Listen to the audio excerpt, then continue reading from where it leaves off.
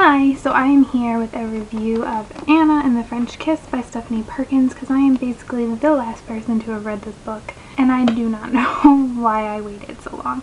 So, Anna and the French Kiss, if you don't know, but like I said, I'm probably the last person to read this, is about Anna and her dad decides to ship her off to Paris to boarding school for her senior year of high school, which is like the worst time to change schools, but she is basically dead set to be miserable about it, but she meets some amazing friends, and she meets St. Clair, who is like the love interest, but really they're friends throughout most of the book, which is nice.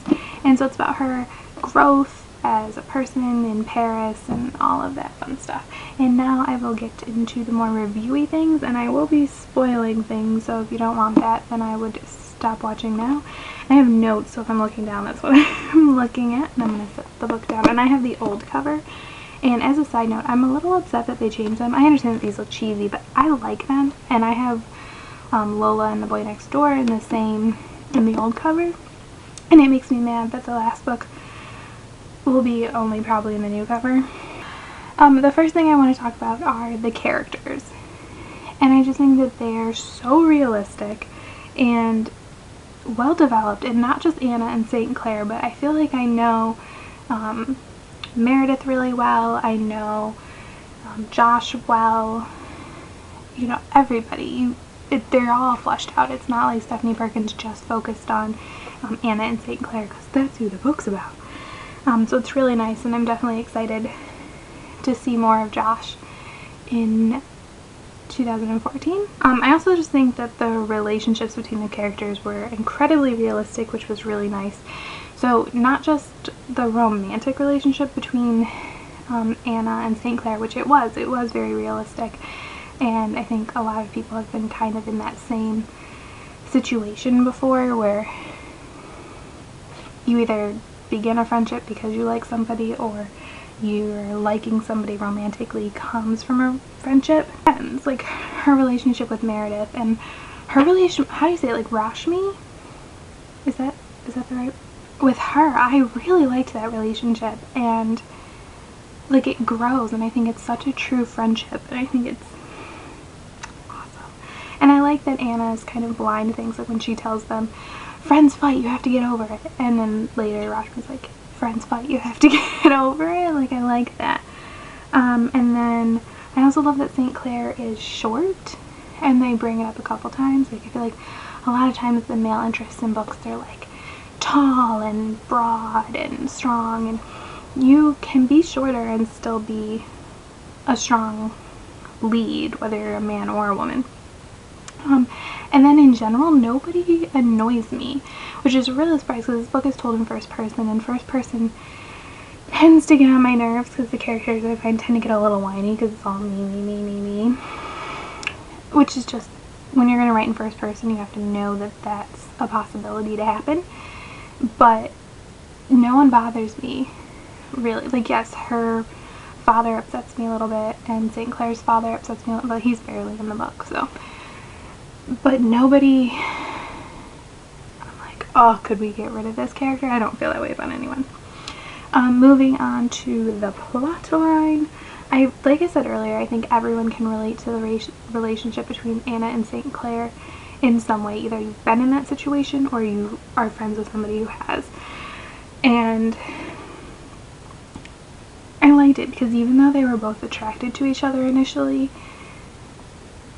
their relationship still was built on friendship, which I think was really nice, because a lot of times in books, young adult and adult, this is not a young adult exclusive thing, things just feel really, really rushed, and that can happen occasionally, but I don't think that that's a super common thing, and I think more lasting romantic love comes from a place of friendship. So I do think it's funny because throughout part of the book, and I think this is the case in a lot of books, I kind of want like John Green to intervene and be like, use your words, but for some reason it didn't bother me in this book. Like in Divergent, I'm always like, people, just use your words and talk to each other, but in here I understand why they don't, and it just doesn't really bother me. Oh, and I like that at the end that like is it Bridget or is it Brigitte? Because I feel like it should be Bridget, but I don't know. Anna's friend from Atlanta. I like that in the end of the book they're trying to work on their friendship again, because that story could have just been completely, oh nope, I'm done with her, done. But I think that it's more mature to try and reconnect and build that relationship again, so I'm glad that Stephanie Perkins did that, and I felt it would have been kind of like a loose end anyway. The last couple things, just really quick. I feel like this isn't very entertaining or helpful, but just being like, oh, it's a great book. I need to know, is James Ashley supposed to, which is Anna's dad, supposed to be like Nicholas Sparks? And is Stephanie Perkins making fun of Nicholas Sparks, or is it just like a commentary? Because I feel like his books felt very much so like a Nicholas Sparks novel would be. I mean, I've only read 2, and I liked them both, but they felt very much so like that formulaic style, and I know Nicholas Sparks would probably hate that I'm saying he's formulaic, but he is. I mean, I knew about Isla and The Happily Ever After, so I knew that she was going to be a character, but I had not read the synopsis yet. So when she came up in the book, I was like, oh, is this her? And then I went and read the synopsis before I finished the book, and I found out it was her and Josh, and I was like, oh, so I guess he and Rashmi are breaking up. But I liked seeing them, and I think it's, and I'm assuming that means Stephanie Perkins always knew she was going to write 3 books, and then this was how it was going to go, and I'm excited to just see everyone again. I don't know who we'll see. From I've seen from the synopsis, you see Lola and Cricket, and that says you'll see St. Clair and Anna, but I'm hoping the other characters show up as well. The last thing is what I would rate the book, and I would definitely rate it 5 stars. I wanted to reread it right away, but I stopped myself because that's just unnecessary. I probably will reread it soon though. I think maybe when the last book comes out I'll reread this, and then if I have already read Lola and the Boy Next Door, I'll reread that one as well. Such a good book. I don't even know how to explain it.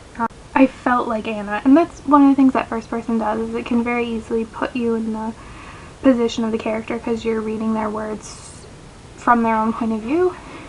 But I don't always like being in that person's head. Like I said before, they can get annoying, but in here I really connected with her, and you know, I was anxious when she was anxious, and I was nervous when she was nervous, and I was excited when she was excited, and that was awesome. It's kind of like Confessions of a Shopaholic. That's how I feel in those books. So, because those are also told in first person. That's it. It's 5, like I said, 5-star rating for me, and hopefully this review kind of made sense. I tried to take notes so it would, but I don't know. If you've read it, feel free to let me know what you think, or if you want to talk about it, you can in the comments. Thanks for watching. Bye!